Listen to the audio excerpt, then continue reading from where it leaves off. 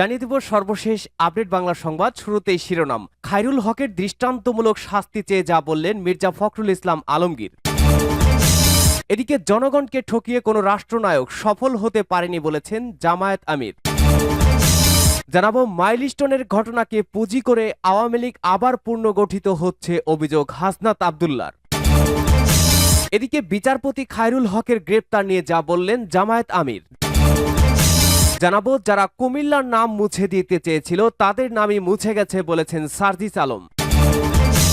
এবং সর্বশেষ জানাবো স্থানীয় সরকার নির্বাচনে দলীয় প্রতীক আর থাকছে না জানিয়েছেন আসিফ মাহমুদ সজীব ভুইয়া। গুরুত্বপূর্ণ আপডেট বাংলা সংবাদে শিরোনাম শুনছিলেন, এবারে বিস্তারিত। খায়রুল হকের দৃষ্টান্তমূলক শাস্তি চেয়ে যা বললেন মির্জা ফখরুল ইসলাম আলমগীর। তত্ত্বাবধায়ক সরকার নিয়ে সাবেক প্রধান বিচারপতির খায়রুল হকের দেওয়ার রায় রাষ্ট্রবিরোধী ছিল বলে মন্তব্য করেছেন বিএনপি মহাসচিব মির্জা ফখরুল ইসলাম আলমগীর। পাশাপাশি আইন অনুযায়ী তার দৃষ্টান্তমূলক শাস্তির দাবি জানিয়ে বলেন, দেরিতে হলেও তার বিরুদ্ধে ব্যবস্থা নেওয়ায় আমরা সন্তুষ্ট। বৃহস্পতিবার 24 জুলাই দুপুরে গুলশানে বিএনপি চেয়ারপারসনের কার্যালয়ে এক জরুরি সংবাদ সম্মেলনে তিনি এসব কথা বলেন। মির্জা ফখরুল বলেন, খায়রুল হকের সেই রায়ের পর আওয়ামী লীগ তত্ত্বাবধায়ক সরকার বাতিল করেছে। এরপর থেকে দেশের সমস্ত রাজনৈতিক সংকটের জন্য এটি দায়ী। তিনি নির্বাচন বিচার বিভাগের প্রতি আস্থার জায়গাটিকে ধ্বংস করেছেন। বিএনপি মহাসচিব বলেন, শিশু একাডেমির ভবনটি ভেঙে ফেলা ও স্থানান্তরের প্রক্রিয়া চলছে বলে জানতে পেরেছি। আমরা এটির বিরোধিতা করছি, কারণ ভবনটি ভেঙে ফেলা হলে তা শিশুদের মেধা ও মনন বিকাশে বাধা হয়ে দাঁড়াবে। এর আগে বৃহস্পতিবার সকালে সাবেক প্রধান বিচারপতি এবিএম খায়রুল হককে ধানমন্ডি থেকে গ্রেপ্তার করে ঢাকা মহানগর পুলিশ গোয়েন্দা বিভাগ ডিবি। খায়রুল হকের বিরুদ্ধে ঢাকা ও নারায়ণগঞ্জে 3টি মামলা রয়েছে। 2010 সালের 27 সেপ্টেম্বর দেশের 19তম প্রধান বিচারপতি হিসেবে নিয়োগ পান খায়রুল হক। আপিল বিভাগে থাকাকালে সংবিধানের তত্ত্বাবধায়ক সরকার ব্যবস্থা বাতিলের রায় দেন তিনি। জনগণকে ঠকিয়ে কোনো রাষ্ট্রনায়ক সফল হতে পারেনি। বাংলাদেশ জামায়াতে ইসলামের আমির ডাক্তার শফিকুর রহমান বলেছেন, জনগণকে ঠকিয়ে কোনো রাষ্ট্রনায়ক সফল হতে পারেনি। অন্যায়, জুলুম ও দুর্নীতি করলে 14 গোষ্ঠী সহ পালাতে হয়। জামায়াতে ইসলামের 11 জন নেতা হাসতে হাসতে ফাঁসির কাস্টে ঝুলেছেন, কিন্তু কেউ দেশ ছেড়ে পালিয়ে যাননি। আমরা স্বচ্ছতায় আবৃত ছিলাম, ভবিষ্যতেও থাকব। ডাক্তার শফিকুর রহমান বলেন, আমরা বিভেদের বাংলাদেশ চাই না, মানবিক ও সাম্যর বাংলাদেশ চাই। সেই বাংলাদেশ গড়তে দেশবাসীর ভালোবাসা চাই, সহযোগিতা চাই, তাদের পাশে চাই। আমরা কথা দিচ্ছি, বাংলাদেশ জামায়াতে ইসলামী ক্ষমতায় এলে যুবকদের দেশ গড়ার কারিগর বানাবো, দক্ষ মানবিক শক্তি তৈরি করব। তিনি বলেন, আগামী নির্বাচন দেরিতে হোক, আমরা সেটা চাই না, তবে সেই নির্বাচন হতে হবে স্বচ্ছ, নিরপেক্ষ। বিগত দিনের মতো যেন তেন কোনো নির্বাচন জামায়াতে ইসলামী মানবে না। আমরা আর কাউকে আখের গোছাতে দেব না। জনগণের সম্পদে কাউকে হাত দিতে দেওয়া হবে না।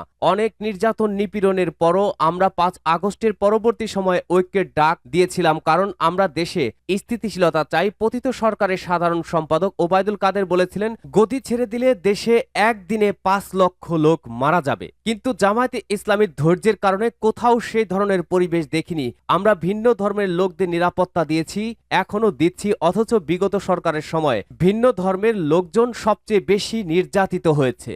মাইলস্টোনের ঘটনাকে পুঁজি করে আওয়ামী লীগ আবারও পুনর্গঠিত হচ্ছে বললেন হাসনাত আব্দুল্লাহ। জাতীয় নাগরিক পার্টি এনসিপির দক্ষিণ অঞ্চলের মুখ্য সংগঠক হাসনাত আব্দুল্লাহ বলেছেন, আমরা ভেবেছিলাম ফ্যাসিবাদের পতন হয়েছে, কিন্তু আমরা দেখতে পেলাম মাইলস্টোনের ঘটনাকে পুঁজি করে আওয়ামী লীগ আবারও পুনর্গঠিত হচ্ছে। রাজনৈতিক দলগুলোকে আহ্বান করব, বাংলাদেশের স্বার্থে ফ্যাসিবাদ বিরোধী রাজনৈতিক দলগুলোকে ঐক্যবদ্ধভাবে আওয়ামী লীগকে মোকাবেলা করতে হবে। ব্রাহ্মণবাড়িয়া শহরের জাতীয় বীর আব্দুল কুদ্দুস মাখন পৌর মুক্ত মঞ্চ বৃহস্পতিবার 24 জুলাই দুপুরে জুলাই পদযাত্রা পরবর্তী সমাবেশে এসব কথা বলেন তিনি। হাসনাত আব্দুল্লাহ বলেন, শাসকরা আমাদের একটি ভঙ্গুর স্বাস্থ্য ব্যবস্থা দিয়ে গেছে।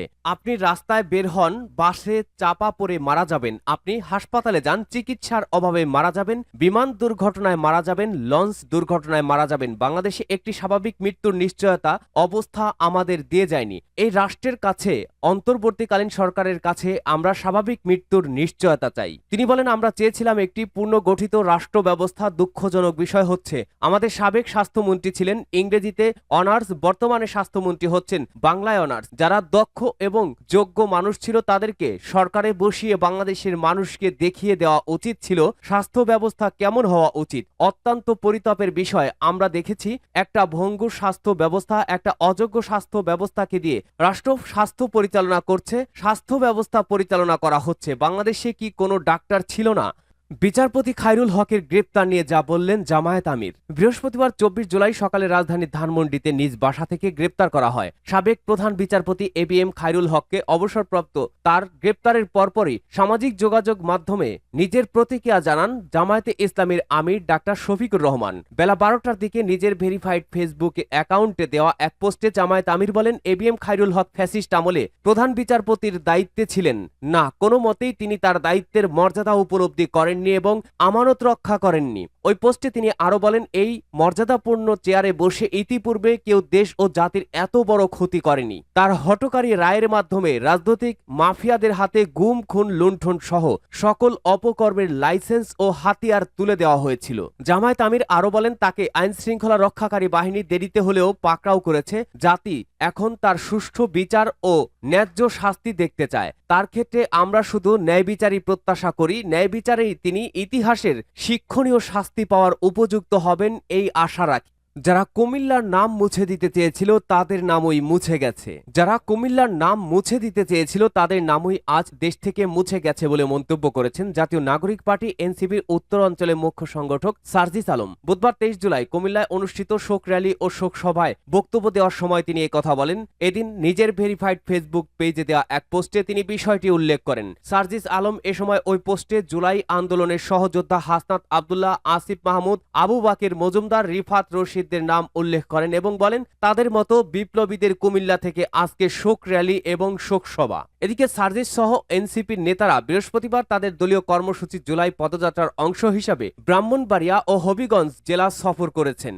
স্থানীয় সরকার নির্বাচনে দলীয় প্রতীক আর থাকছে না বলেছেন আসিফ মাহমুদ। স্থানীয় সরকার নির্বাচনে দলীয় প্রতীক থাকছে না বলে জানিয়েছেন স্থানীয় সরকার, পল্লী উন্নয়ন ও সমবায় মন্ত্রণালয়ের উপদেষ্টা আসিফ মাহমুদ সজীব ভুইয়া। বৃহস্পতিবার উপদেষ্টা পরিষদের বৈঠকে এ সংক্রান্ত আইনের সংশোধনী অনুমোদন হয়েছে। পরে নিজের ভেরিফাইড ফেসবুক পেজে এ তথ্য জানান উপদেষ্টা আসিফ মাহমুদ। তিনি জানান, স্থানীয় সরকার নির্বাচনে থাকছে না দলীয় প্রতীক। উপদেষ্টা পরিষদের বৈঠকে স্থানীয় সরকার বিভাগের উত্থাপিত এই সংক্রান্ত 4টি আইনের সংশোধনী অনুমোদন করা হয়েছে। পরে আরেক পোস্টে উপদেষ্টা আসিফ মাহমুদ জানান, সিটি কর্পোরেশন, পৌরসভা, উপজেলা পরিষদ ও ইউনিয়ন পরিষদ নির্বাচনে থাকছে না দলীয় প্রতীক।